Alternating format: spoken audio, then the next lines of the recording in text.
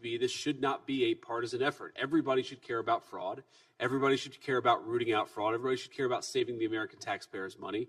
And importantly, everybody should care about actually protecting the programs that only work and are only properly funded if the money funding those programs isn't being stolen by fraudsters. So let me just recap for the benefit of our friends in the media.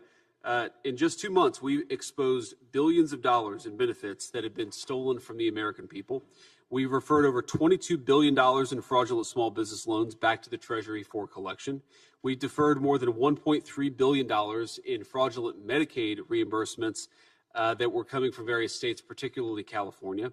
We put a 6-month hold on enrollments for new hospice and home health care providers because so many of the newer hospice providers were not actually providing hospice services, but were just focused on fraud. So we're going to cut that out for a little bit and try to get to a place where we can actually certify that the people providing hospice services are actually providing those very necessary and important services. We recovered taxpayer funds from the $135 billion stolen after the floodgates were open in the immediate aftermath of COVID. We have found $6.3 billion in suspected fraudulent government contracts, which were mostly awarded during the last administration, and that has stopped. And finally, we blocked $60 million in student aid fraud that should have gone to young people trying to get an education, but instead we're going to fraudsters. And I think the theme here of the Anti-Fraud Task Force up to this point has really been that we're protecting two classes of victims here. We're protecting the American taxpayers who shouldn't have their money stolen by fraudsters.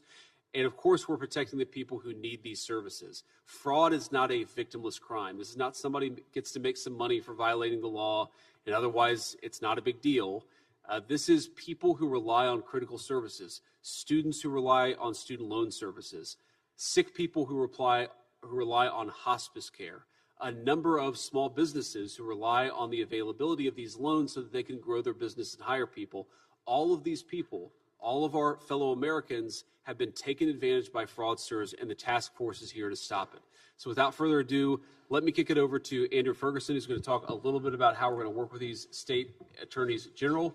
And it's attorneys general, right? Not attorney generals. It's very counterintuitive.